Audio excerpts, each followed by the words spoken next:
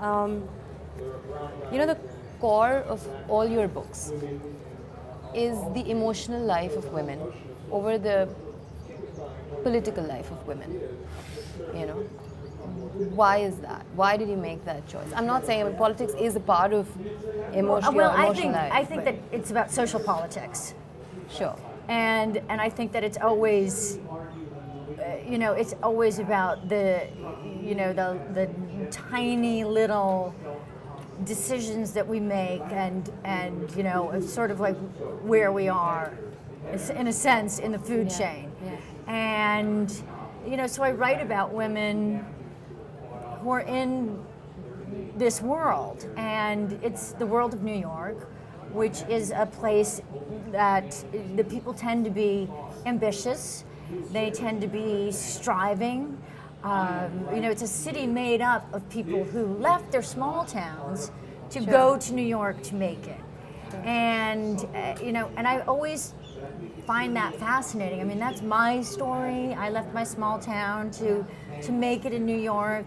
I saw a lot of things. I've had some success, but I'm always interested in,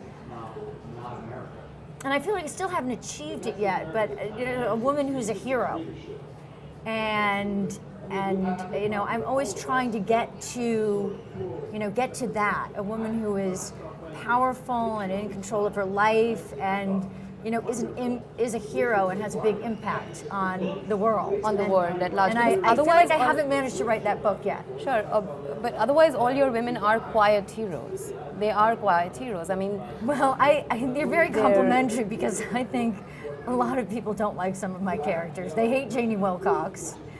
Really? I mean, I love her because she's just so mixed up. Yeah, well, I mean, they survive themselves. Yes. And I think, and their environments, they're very complex environments, and they deal with everything they want, and they are made to want, and I mean, all of that is heroic, and I mean, I think that's the first step of heroism. So. I hope so. You're very complimentary, so thank you. No, I mean, this is how I read the book. So, but the second film, the Sex and the City film, that had a more pronounced streak of feminism. Otherwise you've always kept it very subtle, and it's a part of the narrative. But this was out there. Was it the times we live in? Was it the age of the characters? I don't work. I know. Goodness, we're going to cut that just out. Shouting. Yeah, so we're going to cut that out. I don't work on the movies. Sure. And I worked on the first 2 seasons of Sex and the City, and I don't write the scripts. And actually, with the movies, they're written and directed by Michael Patrick King. Sure. And do you not sit in on the scripts either? I don't. No, I don't. For the movies, I'm not involved with that? I'm not involved. Does it not bother you? I mean, it's your keeping your child away. Doesn't. No. I mean, I'm thrilled about it. I mean, I've always been thrilled that I wrote the book, and I'm a novelist, so I have been a TV producer, but it's really, I don't love doing it. Sure. So for me, my focus is solely on. So you can novels. detach yourself from the process and not be anxious about how it's going to shape up, because no, I'm not anxious about it. I'm great. Anxious about what I'm working on at the time, but it's making a movie or a television show is very complicated. It's very time consuming, and it's not my job. So I think it's I put it in the hands of other people, and it's a big thrill for me to to see other people bring their passions to to what started as my work, and you want them to have ownership of it. Yeah, well, and especially Sex and the City. I mean, I think it belongs to so many people. It does, and it's fantastic. And it's personal for everybody. People brought their best work, and I mean, what a wonderful thing in life to have started with a little thing that people add and contribute to, and it makes their lives better. So Yeah. I feel blessed. You know, the world is really the world you write about. It's changed. I mean, women have more equal opportunities today, and they are better off than they used to be, maybe in the 40s or the 50s. But sexism is not dead. It's No. only subtler. You know, what are the manifestations of sexism in the urban sphere you write about that bother you most? You know, Well, some I think examples that there's a lot of criticism towards women, and I mean, for instance, in the political campaign, Hillary Clinton, everybody was writing about her clothes and you know how she looked and parsing every little thing that she said. So I think that women are much more often targets of their looks, and you know, and unfortunately, I think that women can be very harsh towards each other, and I think you know, as women, the number one thing that you can do to combat sexism is just don't say nasty things about other women. And you know, it starts there, and you know, we have to have pride in ourselves and have pride in other women. You know, a woman's success is not, it doesn't mean that you've lost your opportunity. You know, a woman's success is good for all women. So It is. we women ourselves have to, you know, it starts with our attitudes. And when we change our attitudes, that would certainly go some way towards changing the attitudes of men. Yeah, it's funny you mentioned this. You know, you mentioned the Hillary campaign. I've often felt that about the reviews that you get, or even the movies get.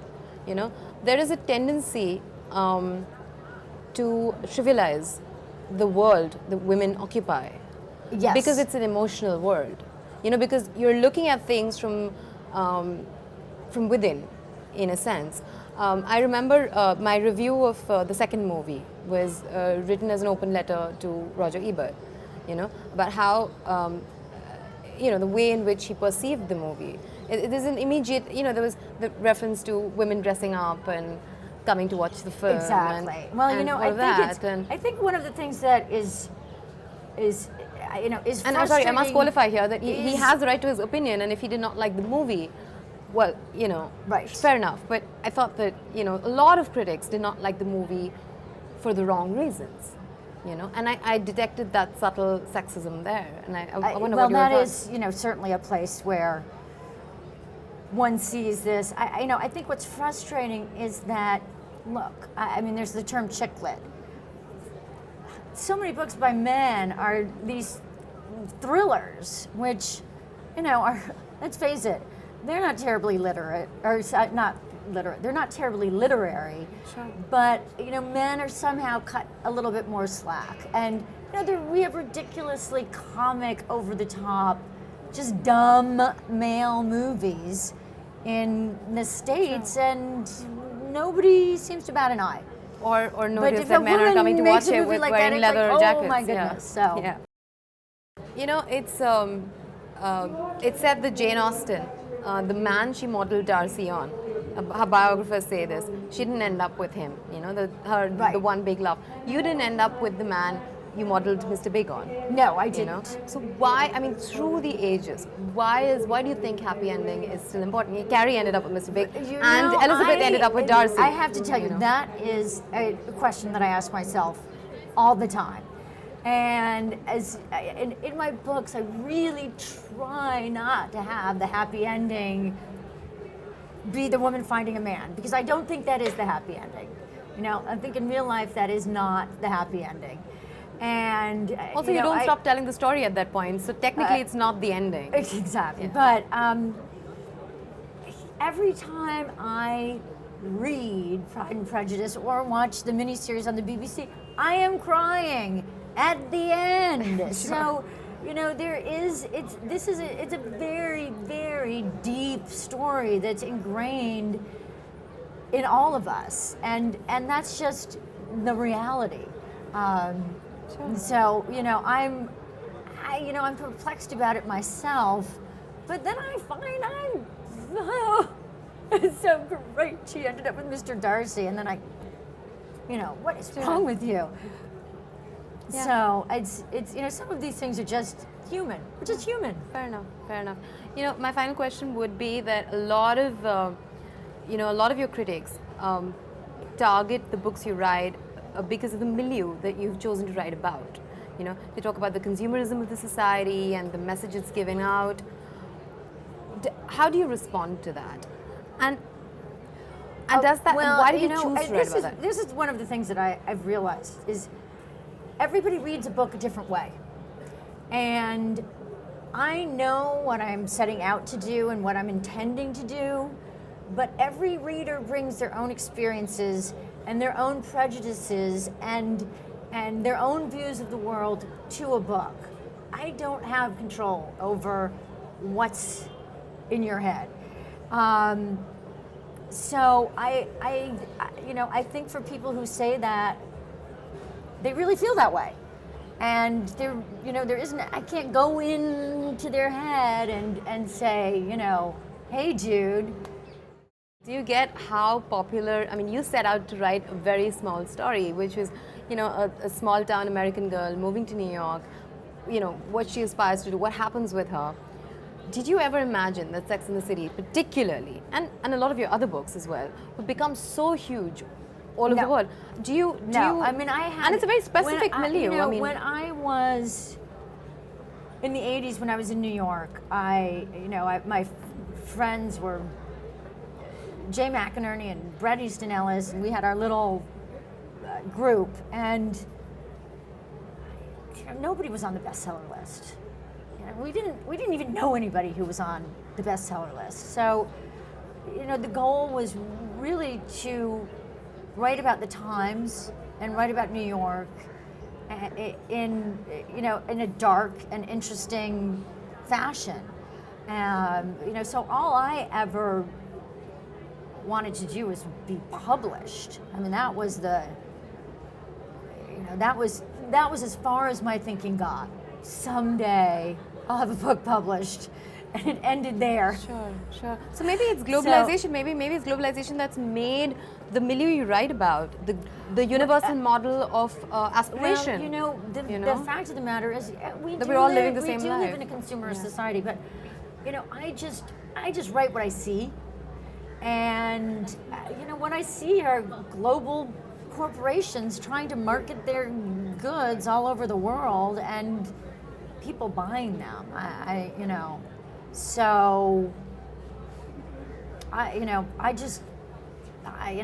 write what I see, but I don't. Are you going to go on? I don't make my people final into question consumers. I say just you only need 2 handbags. Sure. That's my goal. Sure. My final question would be: would you continue writing about Carrie? Would she? Can you stop writing about her? I'm doing Summer in the City, which comes out at the end of April. So that's 2 books, and there may just be 2 books, and there may be a third one. I don't know. Well, so we'll see. We'll live with that much for now. Great. Thank you. Thanks. Thank you.